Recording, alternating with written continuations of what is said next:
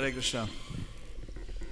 प्रसन्नता है आप सबके बीच में आने का अवसर प्राप्त करने के लिए, और विशेष धन्यवाद कि आज का क्लास का शीर्षक चेंज करने के लिए क्योंकि 2 दिन के पश्चात हमारे गुरुदेव श्रील गोपाल कृष्ण गोस्वामी महाराज का तिरुभाव उत्सव है। तो आज श्रील गुरुदेव के जीवन से जो हमें इतनी प्रेरणा और भक्ति में पोषण की शक्ति मिलती है, उनके जीवन चरित्र से कुछ प्रस्तुत करने का प्रयास करूँगा।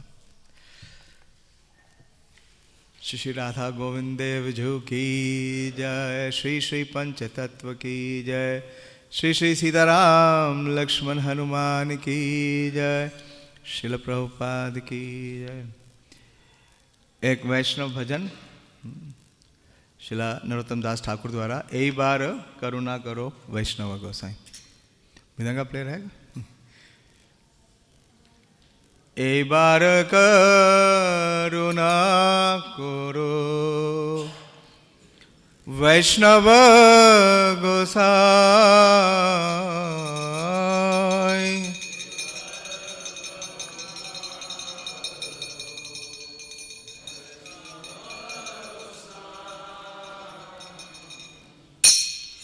पतित पावन तुमा बिना के हो नाय,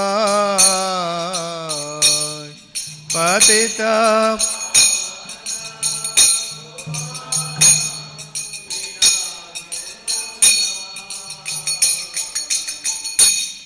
जहर निकटे गेले पापे दूरे जाय, हर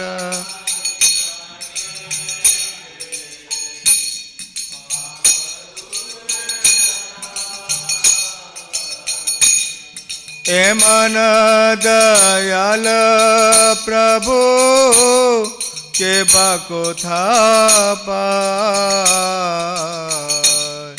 ए मन दयाल प्रभु के बाको था पाय, गंगार पराश होले पाश्चाते पवित्र करो, ए तुम्हार गुण दर्शने पवे,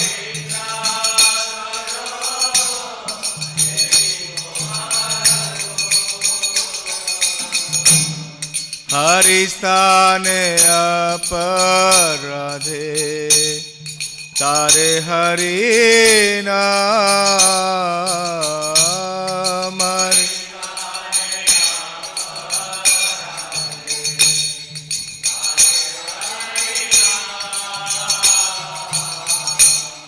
तुम स्थाने अपराधे नाही परित्राण,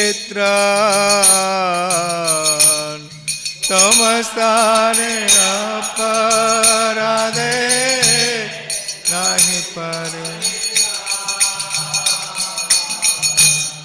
तुम्हारा हृदय सदा गोविंद विश्राम, तुम्हारा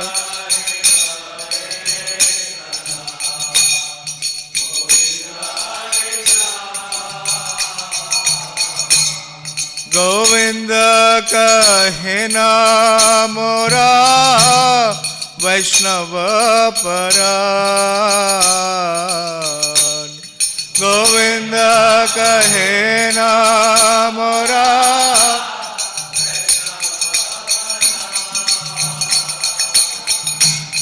प्रति जन्म कोरी आशा चरण राधुली,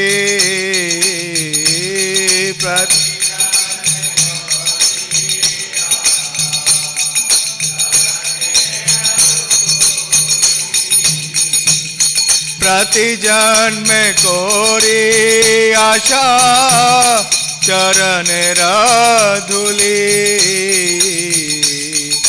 जति जन्म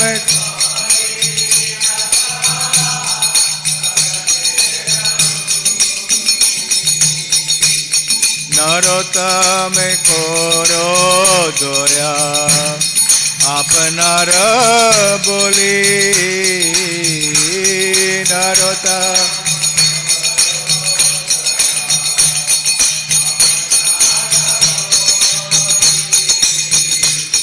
नरोत्तम करो दया आपनार बोली नरोत्तम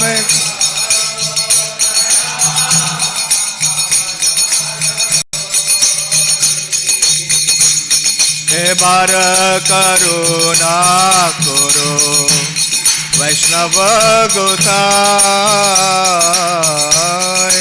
बार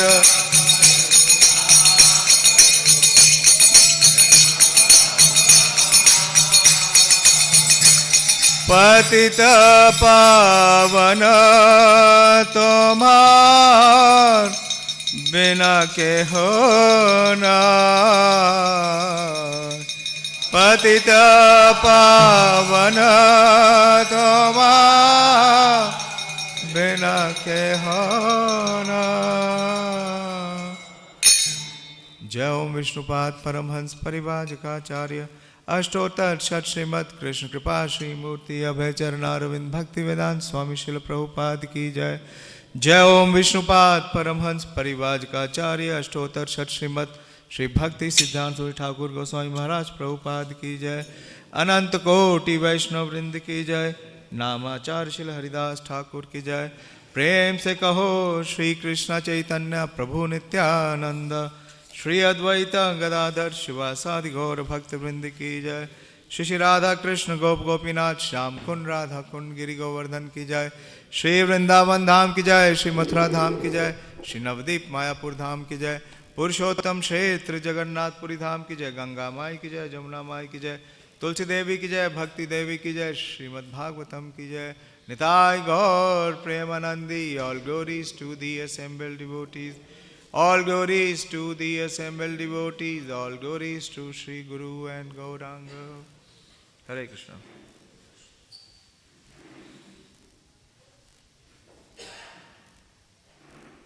कल शाम को मुझे जो गोपीनाथ प्रभु हैं उनका फ़ोन आया कि गुरु महाराज के ऊपर बोलिए, तो बड़ी प्रसन्नता भी है लेकिन थोड़ा नर्वस भी हूँ। तो आप सबसे प्रार्थना करता हूँ कि आशीर्वाद दीजिए कि परंपरा के अनुसार ऐसे विशेष आचार्य जो युग का प्रवर्तन करने के लिए अवतरित होते हैं, उनकी जो शिक्षाएं हैं और उनकी जो प्रेरणा है उसे प्रस्तुत कर सकूं।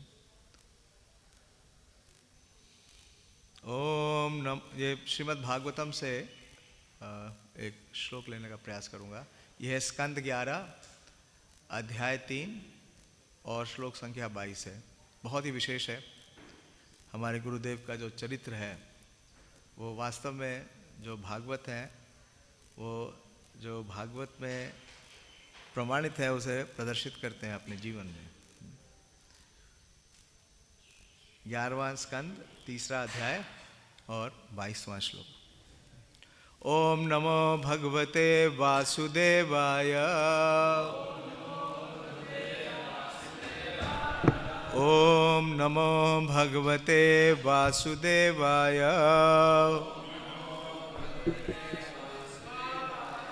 ओम नमो भगवते वासुदेवाय। तत्र भागवतं धर्म शिक्षेत गुरु आत्मदेवता अमायया अनुवृत्त्या येस तुष्येदात्मा आत्मदोहरि। तत्र भागवतान् धर्मान् शिक्षेत गुरु आत्मदेवता अमायया अनुवृत्त्या येस तुष्येदात्मा आत्मदोहरि। तत्र भागवतान् धर्मान् शिक्षेत् गुरु आत्मदेवता अमायया अनुवृत्त्या येस् तुष्येदात्मात्मदो हरि।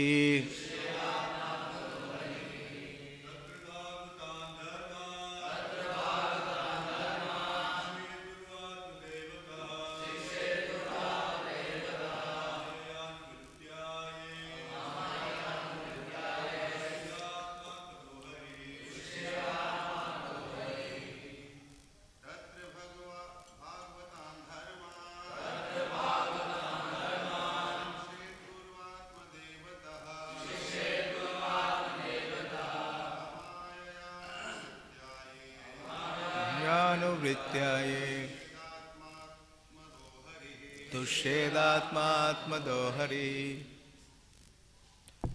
इसका शब्द अर्थ इस प्रकार से है, तत्र वहाँ गुरु की संगति में, भागवतान धर्मान भक्ति के विज्ञान को, शिक्षेत सीखना चाहिए, गुरु आत्मदेवता जिसके लिए गुरु प्राण और आराध्य देव हैं, अमायया बिना धोखा के, अनुवृत्त्या श्रद्धापूर्ण सेवा द्वारा, ये जिसके भक्ति के द्वारा तुष्येत तुष्ट किए जा सकते हैं, आत्मा परमात्मा, आत्मदा अपना आत्मा प्रदान करने वाले, हरि भगवान श्री हरि। बहुत ही विशेष शिक्षा है और बहुत ही विशेष ये प्रसंग है जिसमें बतला रहे हैं कि गुरु और शिष्य दोनों का क्या संबंध है, और अगर ऐसा इस प्रकार से संबंध हो तो फिर भगवान उन पे किस प्रकार से कृपा करते हैं। प्रामाणिक गुरु को प्राण एवं आत्मा तथा आराध्य देव मानते हुए शिष्यों को चाहिए कि वे उनसे शुद्ध भक्ति की विधि सीखे। समस्त आत्माओं के आत्मा पूर्ण पुरुषोत्तम भगवान हरि अपने आप को अपने शुद्ध भक्तों को सौंपने के लिए उद्यत रहते हैं। इसलिए शिष्य को अपने गुरु से छल रहित होकर श्री भगवान की श्रद्धापूर्ण और उपयुक्त विधि से सेवा करनी सीखनी चाहिए, जिससे वे तुष्ट होकर श्रद्धालु शिष्य को अपने आप को सौंप सकें। कौन सौंपेगा? हाँ, परमात्मा हरि। लंबा तात्पर्य है, ध्यान से श्रवण करिएगा। तात्पर्य श्रील श्रीधर स्वामी के अनुसार अपने शुद्ध भक्त को अपने आप को प्रदान करने के लिए श्री भगवान की प्रवृत्ति बलि महाराज के उदाहरण में देखी जा सकती है, जिन्होंने भगवान वामन देव के आनंद हेतु ब्रह्मांड का अपना सारा राज्य बलिदान कर दिया।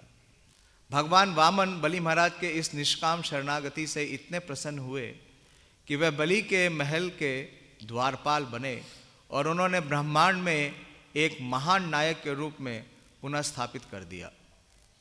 श्रील जीव गोस्वामी का अभिमत है कि गुरु को शिष्य की आत्मा अर्थात प्राण समझा जाना चाहिए, क्योंकि असली जीवन तो प्रामाणिक गुरु द्वारा दीक्षा दिए जाने पर ही शुरू होता है। भले ही वह किसी को स्वप्न में अनेक अद्भुत या महत्वपूर्ण प्रतीत होती हुई घटनाएं घटती क्यों ना दिखे, किंतु उसका असली जीवन तो तब प्रारंभ होता है जब वह जागता है। इसी प्रकार चूंकि गुरु शिष्य में आध्यात्मिक जीवन जागृत करके उसे जन्म देता है, इसलिए प्रामाणिक शिष्य समझा जाता है कि उसका गुरु से ही जीवन का आधार है। पूर्ण आधार है। अतएव शुद्ध भक्त के हाथों श्री भगवान अपने आप को सौंपने इस बात का सूचक है कि वे ऐसे भक्त सर्वोच्च संभावित आनंद में निमग्न हो गया है। इस संबंध में एक श्रुति मंत्र है, आनंदाद धीमनि भूतानि अभिजायन्ते। निश्चय ही सर्वथा आनंद में परम पूर्ण से सारे प्राणियों का जन्म हुआ है। श्रील विश्वनाथ चक्रवर्ती ठाकुर ने इसके आगे भी कहा है कि जब श्री भगवान किसी शुद्ध भक्त को अपने आप को अर्पित कर देते हैं तो ऐसा भाग्यशाली भक्त वास्तव में श्री भगवान का दर्शन कर सकता है, उनका स्पर्श कर सकता है और उनकी प्रत्यक्ष सेवा कर सकता है। श्रील भक्ति सिद्धांत सूत्री ठाकुर के अनुसार गुरु को कभी भी ना तो संसारी माना जाए, ना ही अपने समान स्तर पर। गुरु को सदैव श्री भगवान के चरण कमलों की शरण में देखा जाना चाहिए। कभी भी गुरु पर आधिपत्य जताने का विचार से गुरु से निजी सेवा नहीं लेनी चाहिए और ना ही उनके माध्यम से कोई भौतिक लाभ प्राप्त करना चाहिए। जो व्यक्ति वास्तव में अग्रसर रहता है वह गुरु की अधिकाधिक सेवा करने के लिए उन्मुख होता है और इस तरह ऐसे शिष्य को पूर्ण पुरुषोत्तम भगवान के आनंद का अनुभव होने लगता है। श्रील रूप गोस्वामी ने निष्ठावान शिष्य की प्रगति के लिए 4 प्रारंभिक आवश्यकताएं बतलाई हैं। गुरुपाद आश्रय अस्मात् कृष्ण दीक्षा दीक्षादि शिक्षणम विश्रम्भेन गुरु सेवा साधु वर्तमानुवर्तनम। प्रामाणिक गुरु के चरण कमलों की शरण ग्रहण करना, गुरु द्वारा दीक्षित किए जाने पर उनसे भक्ति की विधि को सीखना, श्रद्धा तथा भक्ति पूर्वक गुरु के आदेशों का पालन करना और गुरु के निर्देश में महान आचार्यों के पदचिन्हों का अनुसरण करना। भक्ति रसामृत सिंधु 1-2-74। जिसने इन प्रारंभिक कर्तव्यों को पूरा कर लिया है वो श्रीमद् भागवतम का आस्वादन करने का पात्र है। जब कोई व्यक्ति सचमुच ही श्रीमद् भागवतम की ध्वनि को यथारूप में सुनता है तो वह इंद्रिय तृप्ति तथा मानसिक चिंतन की इच्छा से मुक्त हो जाता है और भगवान श्री कृष्ण की सेवा में सुखी तरह प्रसन्न रहता है। यस्याहं वै श्रूयमानायां कृष्णे परमा पुरुषे भक्तिरुत्पद्यते पुंसा शोकमोह भयापह। श्रीमद् भागवतम का श्रवण करने मात्र से शोक मोह तथा भय की अग्नि को शमन करने के लिए पूर्ण पुरुषोत्तम श्री भगवान श्री कृष्ण की प्रेमा भक्ति की भावना तुरंत फूट पड़ती है। श्रीमद् भागवतम 1:7-7। मनुष्य को चाहिए कि ऐसे प्रामाणिक गुरु से श्रीमद् भागवतम सुने जो श्रीमद् भागवतम की दिव्य ध्वनि के श्रवण से जागृत होने वाली श्री कृष्ण से प्रेम करने की प्रवृत्ति की उपयुक्त रीति से लगने में दक्ष हों। ऐसे दिव्य प्रामाणिक कार्य भागवत धर्म कहलाता है। अंतर्राष्ट्रीय कृष्ण भावनाविद संघ के अंतर्गत ऐसे हजारों प्रचार संबंधी अधिकृत कार्य हैं। श्रीमद् भागवतम का श्रवण करने तथा ऐसे कार्यों को करके इस्कॉन के सदस्य शोक मोह तथा भय से मुक्ति पाते हैं। श्रील भक्ति सिद्धांत सरस्वती ठाकुर का मत है कि जिन लोगों ने श्रीमद् भागवतम की दिव्य ध्वनि सुनकर परिपक्व ज्ञान प्राप्त कर लिया है वह स्कंद के 13वें अध्याय के हंस गीत में वर्णित त्रिदंडी संन्यास ग्रहण कर सकते हैं। तथाकथित वैष्णव जो कि शरीर मन तथा वाणी पर पूर्ण संयम की उपेक्षा करके अपने संकीपन से करता है वह प्रामाणिक गुरु के चरण कमलों की शरण प्राप्त नहीं कर सकता। यदि ऐसा इंद्रिय भोक्ता वैष्णव संन्यास का वेश तथा दंड धारण करने का स्वांग रचता भी है तो उसे वांछित फल अर्थात कृष्ण प्रेम नहीं प्राप्त हो सकेगा। प्रामाणिक वैष्णवों को चाहिए कि इंद्रिय तृप्ति तथा मानसिक चिंतन से किसी भी प्रकार के मल से अपने आप को मुक्त करने के लिए निष्ठापूर्वक कार्य करे और प्रेम पूरित हृदय से प्रामाणिक गुरु के आदेशों का पालन करे। प्रामाणिक गुरु के उच्च पद को सदा स्मरण रखने से शिष्य को श्री कृष्ण के चरण कमलों की शरण प्राप्त हो सकेगी। ओम अज्ञानतिमिरन्धस्य ज्ञानाञ्जनशलाकया चक्षुरुन्मीलितं येन तस्मै श्रीगुरुवे नमः। श्रीचैतन्यमनोभीष्टं स्थापितं येन भूतले स्वयं रूप कदा मह्यं ददाति स्वपदान्तिकं। वन्देऽहं श्रीगुरो श्रीयुतपदकमलं श्रीगुरून् वैष्णवांश्च श्रीरूपं साग्रजातं सहगण रघुनाथान्वितं तं सजीवं साद्वैतं सावधूतं परिजनसहितं कृष्णचैतन्यदेवं श्रीराधा कृष्णपादान् सहगण ललिता श्रीविशाखान्वितंश्च। हे कृष्ण करुणा सिंधु दीनबंधु जगतपते गोपेश गोपिका कांत राधा कांत नमोस्तुते। ताप्त कांचन गौरांगी राधे वृंदावनेश्वरी वृषभानुसुते देवी प्रणमामि हरिप्रिये। वाञ्छाकल्पतरुभ्यश्च कृपा सिन्धुभ्येव च पतितानां पावनेभ्यो वैष्णवेभ्यो नमो नमः। जय श्री कृष्ण चैतन्य प्रभु नित्यानंद श्री अद्वैत गदाधर शिवासादि गौर भक्त वृंद। हरे कृष्णा कृष्णा कृष्णा हरे हरे, हरे राम राम राम हरे हरे। नमो विष्णुपादाय कृष्णप्रेष्ठाय भूतले श्रीमते भक्ति वेदांत स्वामिनिति नामिने। नमस्ते सारस्वते देवे गौरवाणी प्रचारिणे निर्विशेष शून्यवादी पाश्चात्य देश तारिणे।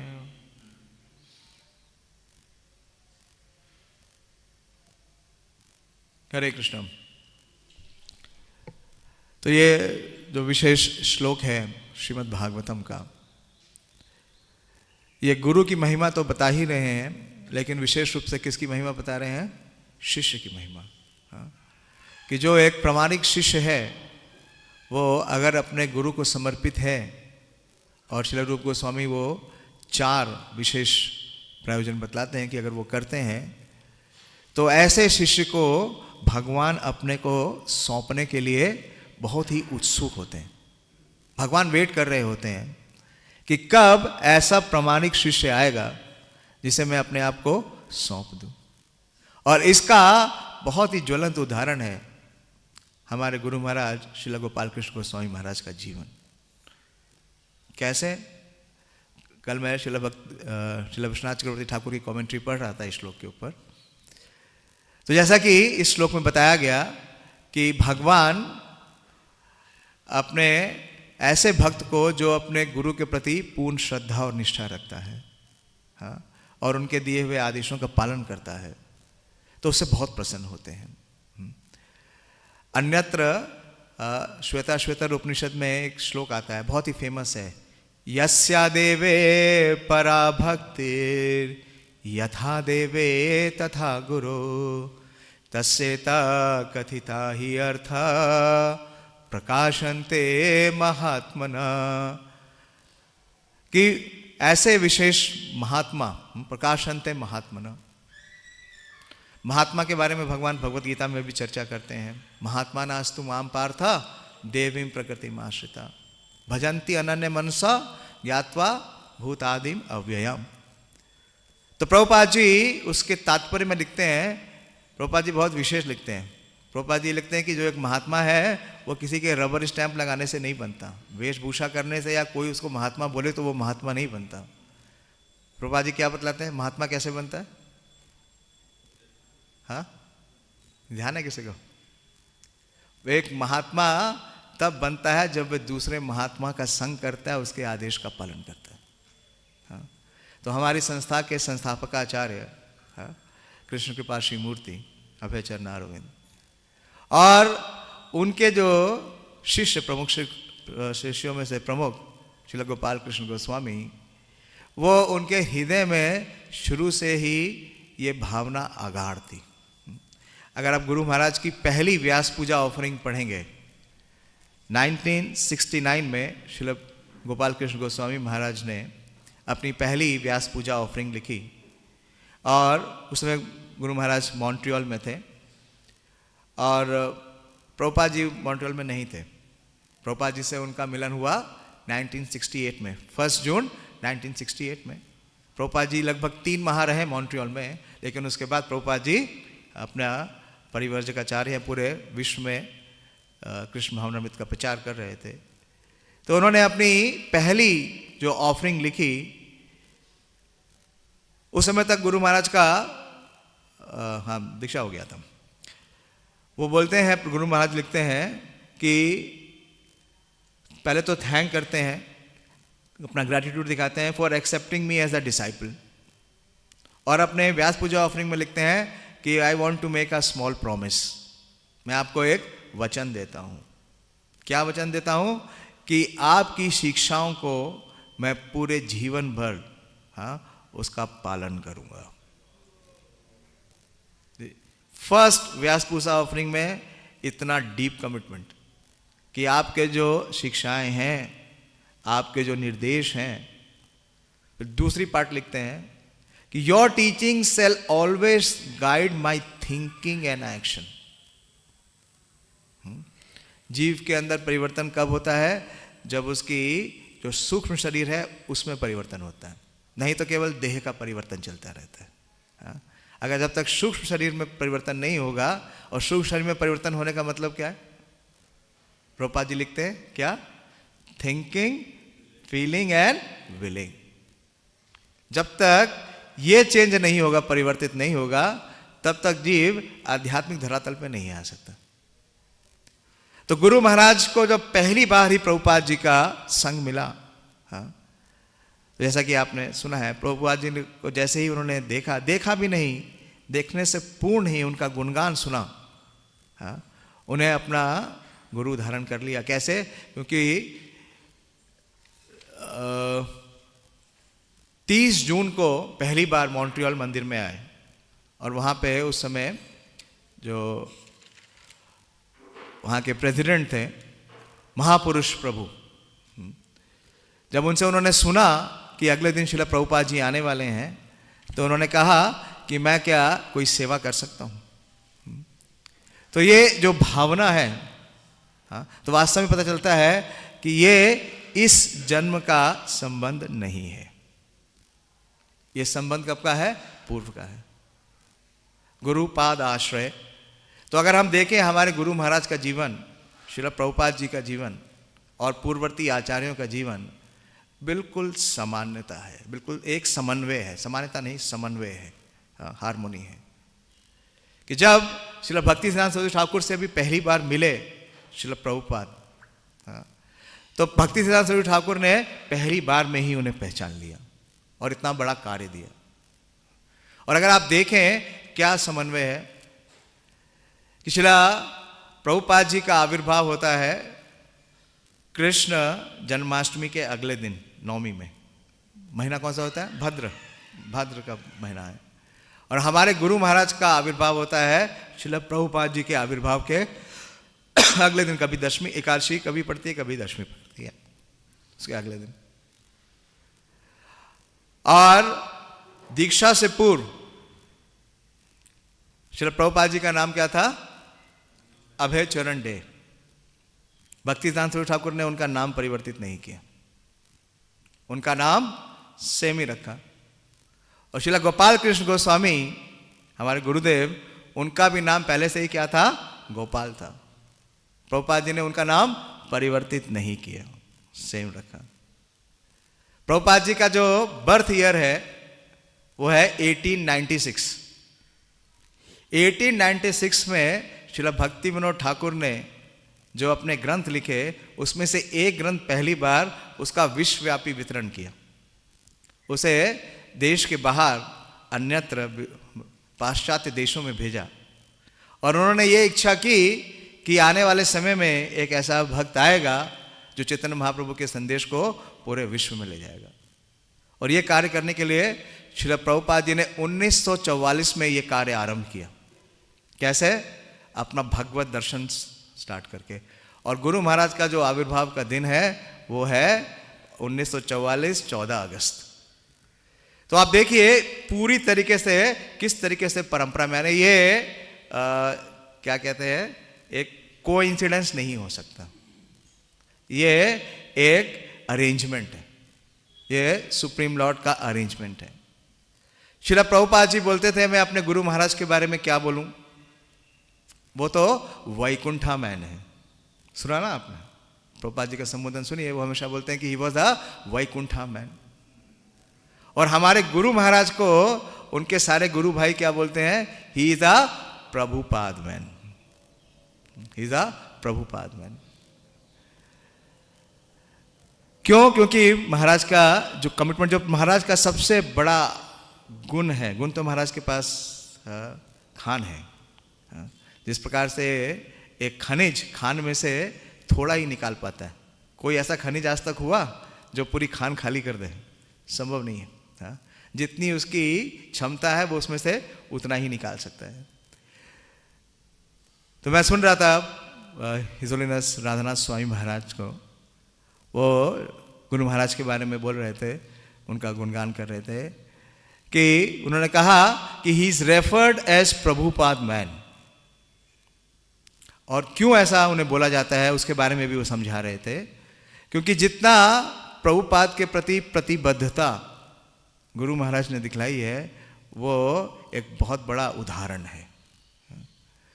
श्रील प्रभुपाद की जो शिक्षाएं हैं या जो उनके निर्देश हैं या आदेश हैं, उसको किस प्रकार से क्रियान्वित करना है उसके वो ज्वलंत उदाहरण है।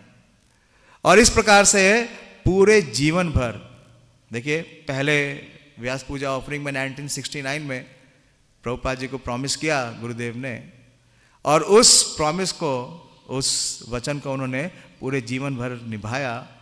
उनके बिहाफ पे गुरु महाराज पूरे जीवन बीबीटी के चेयरमैन रहे।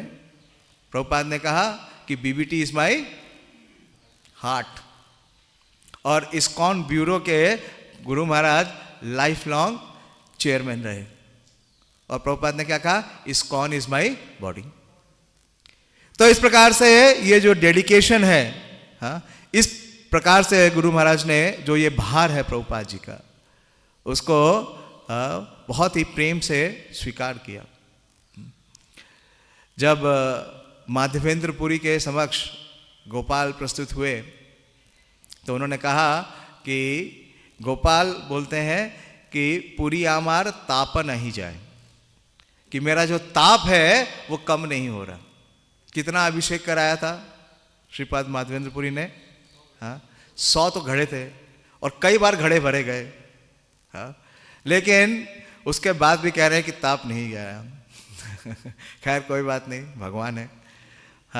और उनके आदेश पे माधवेंद्र पुरी पाद गोवर्धन से गए जगन्नाथपुरी, और जब लेके आ रहे थे तो चैतन्य महाप्रभु इस लीला का वर्णन करते हैं श्री नित्यानंद प्रभु से, और बताते हैं कि माधवेंद्र पुरी बहुत वृद्धावस्था में थे। जैसे हम श्री प्रभुपाद जी को देखते हैं कि बहुत वृद्धावस्था में थे जब वो प्रचार करने के लिए गए, लेकिन तब भी उन्होंने अपने शरीर का या अपने स्वास्थ्य का या उसमें जो भी कठिनाई आएगी उसके बारे में कोई विचार नहीं किया। तो ऐसे ही हम देखते हैं हमारे गुरुदेव का कि जीवन के अंतिम समय तक जो श्रील प्रभुपाद जी का आदेश है, निर्देश है, उसका वो पालन करते रहे। तो ये दर्शाता है कि उनके हृदय में प्रभुपाद जी के लिए कितना प्रेम है। बहुत सुंदर प्यार है चैतन्य चरितामृत में, प्रगाढ़ प्रेमेरा ही स्वभाव आचार, निज दुख विघ्न आदि ना करे विचार। श्री श्री राधा गोविंद देव जी की जय, श्री सीताराम लक्ष्मण हनुमान की जय, श्री पंचतत्व की जय। तो हम सब जानते हैं कैसे किस अवस्था में गुरु महाराज ने अपना तिरोभाव किया। वो कहाँ गए थे? देहरादून, एक और भगवान का मंदिर का केंद्र खोलने, प्रभुपाद जी का एक और केंद्र खोलने के लिए। तो जो श्रील विश्वनाथ चक्रवर्ती ठाकुर, मैं बोल रहा था फिर बीच में रह गया, कि जो विश्वनाथ चक्रवर्ती ठाकुर का जो टीका है इस श्लोक पे, जो श्लोक हमने लिया, उसमें बोल रहे हैं कि वो अपने आप को ऐसे शिष्य को दे देते हैं, भगवान सौंप देते हैं। तो कैसे सौंपते हैं? जैसा कि हमने तात्पर्य में पढ़ा, जिससे कि वो भगवान को देख सकें। He can see, he can touch and he can know him. तो वो कौन सा फॉर्म है? वो फॉर्म है डेइटी फॉर्म। इसलिए पूरे विश्व में सारे लोग विस्मित होते हैं कि श्रील गोपाल कृष्ण गोस्वामी महाराज ने इतने सारे मंदिर कैसे ओपन किए, क्योंकि इसके पीछे यही राज है कि भगवान स्वयं अपने आप को उनको सौंप दिए हैं। इसलिए विग्रहों के रूप में इतने सारे मंदिर। अगर प्रभुपाद जी के बाद इस हमारे इस्कॉन संस्था में ऐसे बहुत विशेष आचार्य हैं, बहुत शुद्ध भक्त हैं, जिन्होंने प्रभुपाद जी की बहुत असीम सेवा की है। हाँ, किसी की कोई तुलना नहीं कर सकते। लेकिन जितने मंदिर और जितने विग्रह गुरु महाराज ने स्थापित किए प्रभुपाद जी के बाद, मुझे नहीं लगता और किसी ने किए या किसी के लिए संभव होगा। क्यों? क्योंकि भगवान स्वयं से अपने आप को सौंप रहे हैं और इतने सुंदर विग्रहों के रूप में प्रस्तुत हो रहे हैं। अभी आपके सामने प्रस्तुत है फरीदाबाद में श्री श्री राधा गोविंद देव।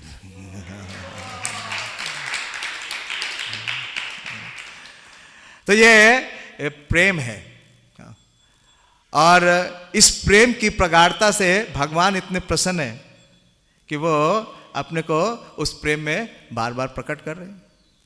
और इस प्रेम को प्राप्त करने के लिए गुरु महाराज ने कितनी तपस्या की। गुरु महाराज की एक ऑफरिंग है, 1969 की ऑफरिंग तो मैं बता ही रहा हूं आपको। तो 1969 में प्रभुपाद जी ने गुरु महाराज को प्रभुपाद जी को लंबे लेटर्स लिखते थे गुरु महाराज, और प्रभुपाद जी बहुत प्रसन्न होते थे उन लेटर्स से। प्रभुपाद जी बोलते थे कि your letters are always welcome. अगर गुरु महाराज की आप व्यास पूजा ऑफरिंग भी देखें तो काफ़ी लंबी लंबी ऑफरिंग्स है। अगर आप शुरू की ऑफरिंग्स देखें, अपना हृदय उस ऑफरिंग्स में अर्पित कर रहे हैं। तो 1986 में जो ऑफरिंग लिखी गुरु महाराज ने, तो गुरु महाराज उस ऑफरिंग में ये लिखते हैं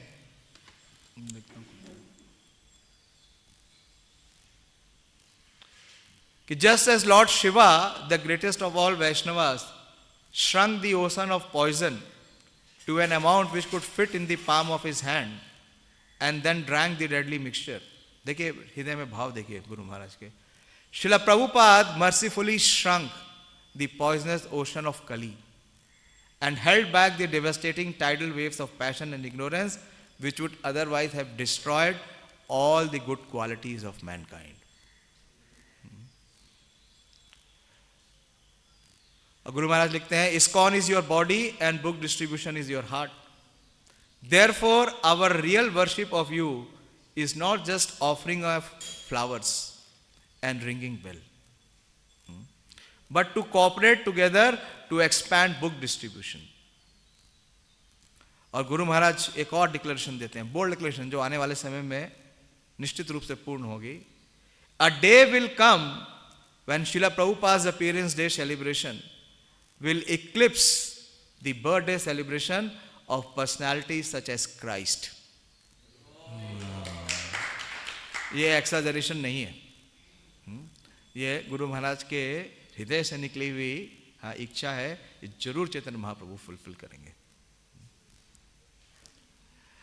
और एक और प्रसंग बताना चाहता हूं कि किस प्रकार से गुरु महाराज का जो हृदय था वो प्रभुपाद के हृदय से अभिन्न था. क्योंकि प्रभुपाद के हृदय में क्या है? उनके गुरु का आदेश, और उस आदेश को क्रियान्वित करने के लिए प्रभुपाद जी ने पूरे जीवन भर इतना प्रयास किया, समर्पण किया. तो जब बुक डिस्ट्रीब्यूशन गुरुदेव का हम प्रणाम बंद बोलते हैं, प्रभुपादस्य साहित्यम यह प्रकाशस्य वितीर्यच. तो गुरु महाराज लिखते हैं कि peace on earth can only be realized when the spiritual vacuum is filled. This vacuum can be filled by these books. There would have been no value to Srila Prabhupada's writing these books if these books were not distributed. Therefore, Srila Prabhupada inspired his disciples to think of ways by which the conditioned souls who are used to crow-like literature, Shrimad Bhagavatam में है ना, कौन सा तीर्थ? वायसाम तीर्थ, may be attracted to this swan-like literature. और फिर अपने हृदय के आगार प्रस्तुत कर रहे हैं, बोल रहे हैं, book distribution is devotional service to Lord Krishna and it produces an ecstasy that is spiritual and completely distant from any form of material happiness.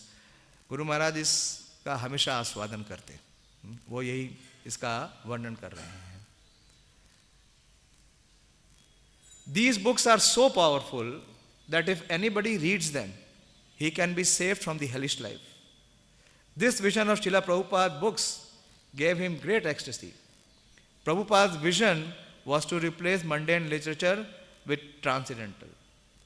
And he desired that at least in every home there should be a piece of Krishna